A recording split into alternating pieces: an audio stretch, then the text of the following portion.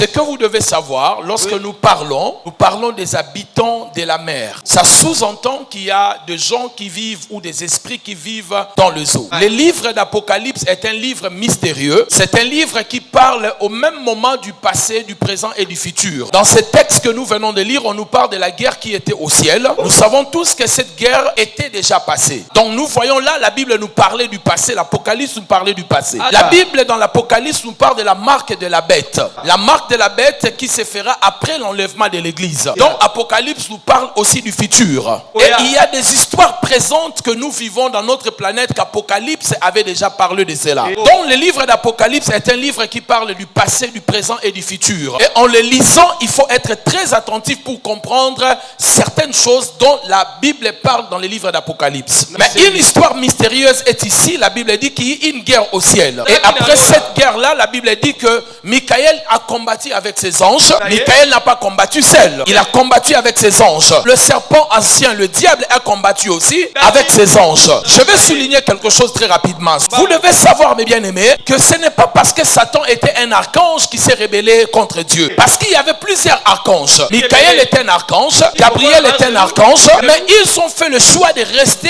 loyal envers Dieu. Mais Lucifer a pris la décision de se rebeller contre Dieu. Et dans cette bataille, le Christ n'a pas combattu. Lorsque Lucifer s'élève contre Dieu, Dieu n'a pas combattu et puis le Christ n'a pas combattu. Parce que le Créateur ne combat pas sa créature. Quelqu'un me dit amen bien. Même quand le Christ est entré dans le monde, parlant de cela, il dit ceci: je voyais Satan jeter. Il n'a pas combattu. Lui, il était observateur pendant ce combat. Il était en train de regarder comment ça se passait. Il a vu les deux créatures en train de se battre, ou plusieurs créatures en train de se battre. Et lui, il était en train d'observer.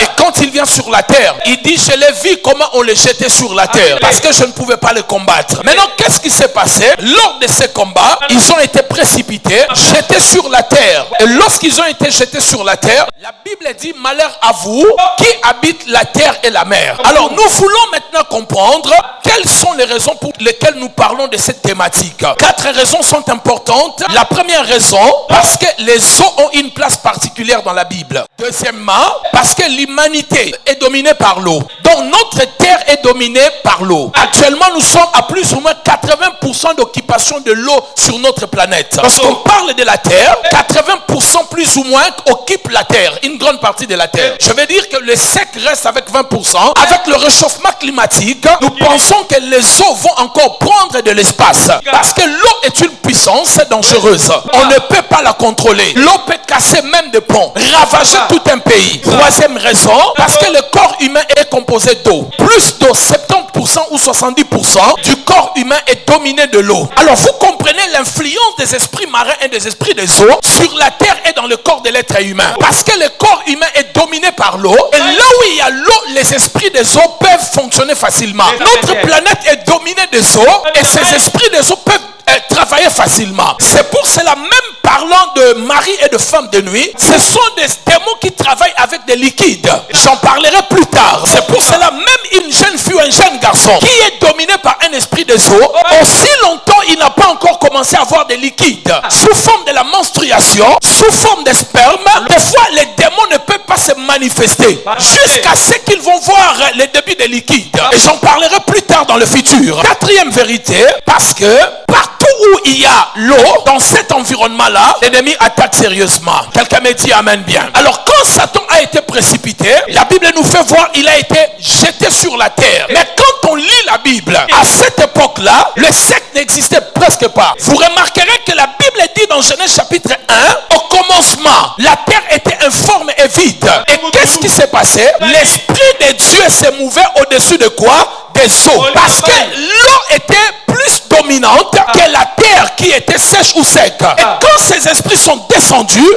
ils ont préféré prendre leur siège, faire leur siège dans les eaux, une partie sur la terre, une partie dans l'atmosphère. Je vous dirai pourquoi ils ont voulu rester dans les eaux. Parce que l'un des plus grands sièges de Dieu se trouve dans les eaux et dans la mer. Nous les lirons tout à l'heure. Mais laissez-moi d'abord avancer. Nous les lirons parce que ça se trouve dans la Bible. Alors allons-y. Lorsqu'ils sont descendus, Satan a fait de sorte qu'il contrôle les eaux, de contrôler la mer en établissant des esprits là-bas sous la mer. Et parmi ces esprits, il y a des esprits que nous appelons des sirènes. En d'autres mots, de mommy water. Le mot mommy water, c'est un mot en anglais qui veut dire mom ou mamie ou maman. Et water, c'est l'eau. En d'autres mots, c'est la mère des eaux ou la grand-mère des eaux. Ça veut dire que c'est cette entité que Satan a établie comme gardienne des eaux pour contrôler les richesses des eaux, attaquer et influencer la vie des gens qui vivent sur la terre. On peut l'appeler la reine des côtes, on peut l'appeler Kumba comme au Bénin.